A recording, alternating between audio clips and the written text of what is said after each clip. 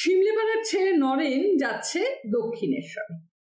হাটখোলার মোড়ে দুই নাটুকে মাতালের সঙ্গে তার দেখা। অমৃতলাল আর গিরিশ রাত কাটিয়েছে বিনোদিনীর বাড়িতে। নিদ্রাহীনতায় ও নেশায় এখন চারটি চোখ লাল। বিয়ার পান করতে করতে গিরিশের ঠান্ডা লেগে গেছে, তাই স্যাঙ্গাতকে দিয়ে ঝট করে আনিয়ে নিয়েছিল বিহাই ব্র্যান্ডি। তখন হুইস্কি ছিল ঘোড়ার ওষুধ, বনেদি মদ্যপায়ীরা ছুঁতো না। রাজনারায়ণ দত্তর ছেলে কেরস্তান কবি মাইকেল মধুর দেখা দেখি সিগারেট টানা ইদানিং ফেসিয়ান হচ্ছে। অমৃতলালের মুখে সেই আগুন, গিরিশের ঠোঁটে পাক। নরেনকে দেখে হৈ হৈ করে উঠল দুজন। গিরিশ খপ করে তার হাত চেপে ধরে বলল, আরে আরে অত হন নিয়ে কোথায় চললে ভায়া? ডুমুরের পুলটি হয়েছ, দেখাই পাই না। পাঁচ পিছ আর ছাড়ছি নিকো। চলো যাই, বিনির বাড়িতে ঠিক তোমার গান শুন। দেবেন ঠাকুরের ছোট ছেলের গানও নাকি তুমি গাইছ। কেমন সে গান? রসে টইটুম্বর নাকি নম্মে মাকো মাকো? নরেন একটুক্ষণ হাস্য পরিহাসের পর বলল, আচ্ছা গিরি, যাচ্ছি দক্ষিণেশ্বর, এখন সময় নেই।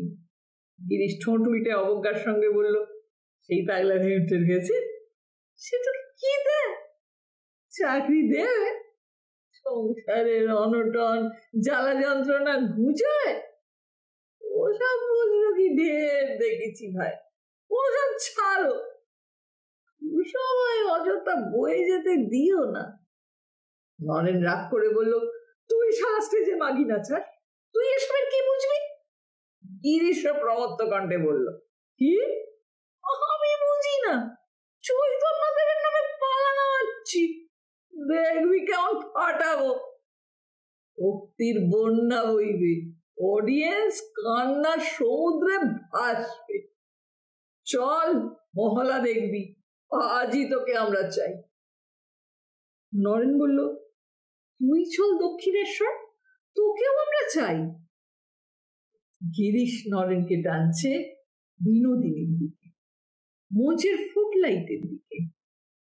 নরেন গিরিশকে টানছে গঙ্গার উত্তর কূলে, পঞ্চবটির প্রাঙ্গণে, দিনের আলোর উৎসবে।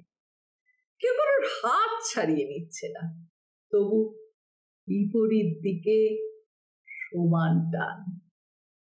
হঠাৎ গজিয়ে ওঠা নগর কলকাতা একাগ্র হয়ে দেখছে এই দৃশ্য। একদিকে মোহময় প্রমোদ, অন্যদিকে রসে বসে মুক্তি। একদিকে শিল্প ও আত্মক্ষয়, অন্যদিকে ত্যাগ ও পরার্থ প্রিয়তা। খুবই মৃদু ও অসম্ভব জোরালো এই পারস্পরিক আকর্ষণ। কেউ জিতবে না, কেউ হারবে না। একসময় এঁচকা টানে এ ওকে বুকে জড়িয়ে নেবে।